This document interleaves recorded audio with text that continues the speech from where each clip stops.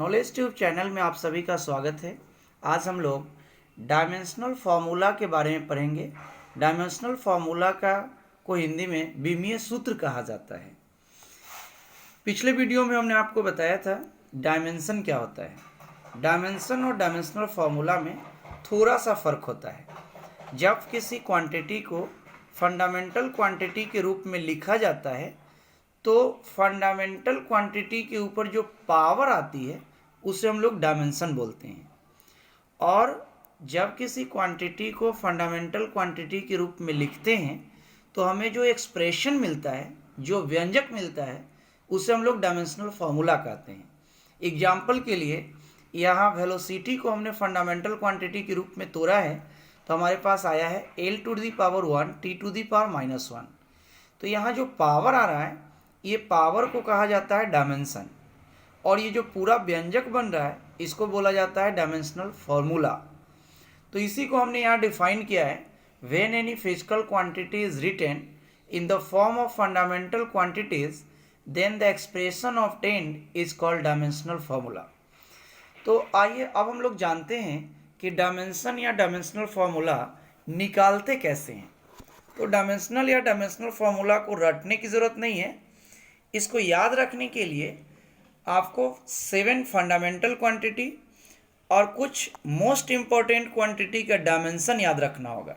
जैसे यहाँ हमने 6 मोस्ट इम्पॉर्टेंट क्वांटिटी का डायमेंशन लिखा है, इसको याद रखना है, क्योंकि किसी भी क्वांटिटी का जब हम डायमेंशन निकालते हैं तो इसमें ये 6 क्वांटिटी अक्सर आते रहता है।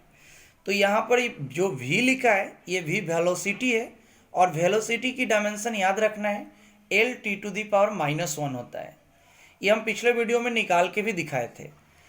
और एक्सीलरेशन जो है ये a एक्सीलरेशन है, इसकी डायमेंशन L⁻⁻² होता है। फोर्स का F यहाँ फोर्स है, फोर्स का डायमेंशन होता है mL⁻²। Q यहाँ चार्ज है, चार्ज का डायमेंशन IT होता है। A यहाँ एरिया है, एरिया का डायमेंशन L² होता है। और यहाँ V वॉल्यूम है, वॉल्यूम का डायमेंशन LQ होता है। इसके अलावा कुछ इम्पोर्टेंट बात और याद रखना है। एक इम्पोर्टेंट बात है कि एंगल और नंबर का कोई डायमेंशन नहीं होता है। तो जब भी हमको हमारे फार्मूला में अगर कोई नंबर आ जा रहा है या कोई एंगल आ रहा है तो उसको हटा देना है, उसकी डायमेंशन नहीं होती है।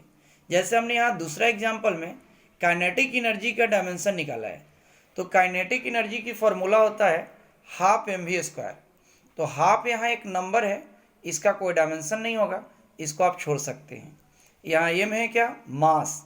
तो ये याद रखना है कि मास एक फंडामेंटल क्वांटिटी है। जो 7 फंडामेंटल क्वांटिटी है उसमें एक मास भी फंडामेंटल है, और मास के लिए डायमेंशन का सिंबल m होता है। और यहाँ नेक्स्ट है v वेलोसिटी। वेलोसिटी का यहाँ पर आप ध्यान दें डायमेंशन है L⁻⁻⁻⁴। तो वेलोसिटी के स्थान पर यहाँ हम लिख सकते हैं L⁻⁻⁻⁴।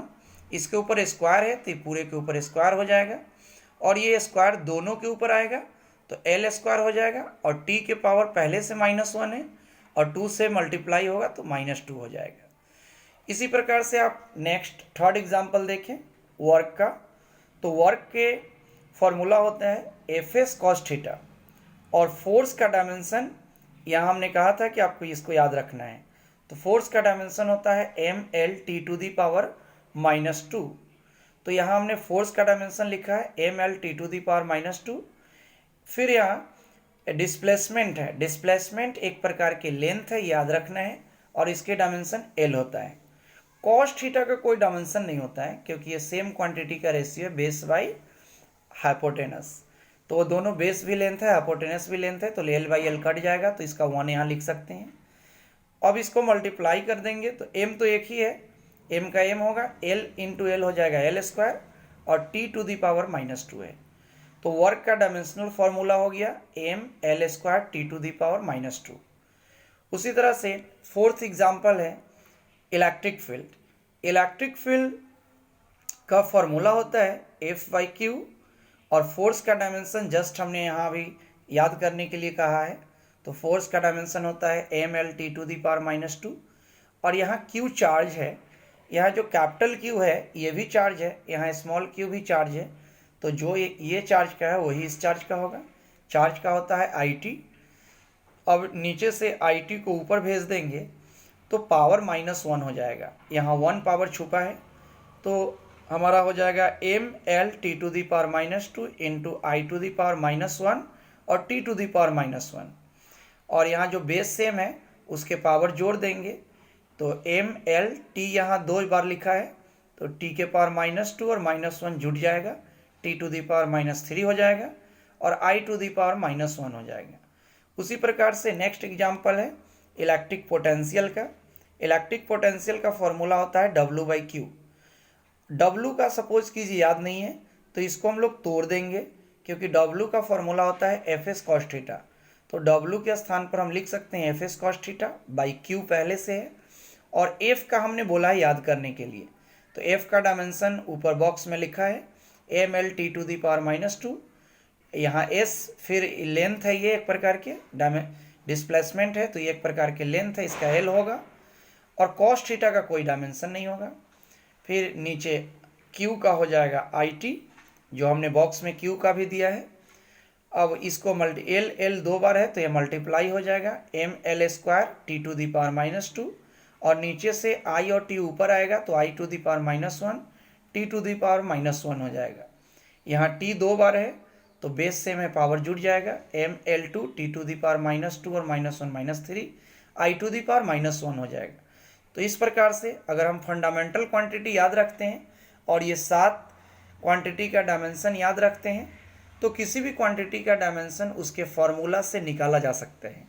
समझने में कहीं भी कोई दिक्कत हो तो कमेंट बॉक्स में हमें बताएं, और हमारे चैनल को लाइक करें, सब्सक्राइब करें। Thank you.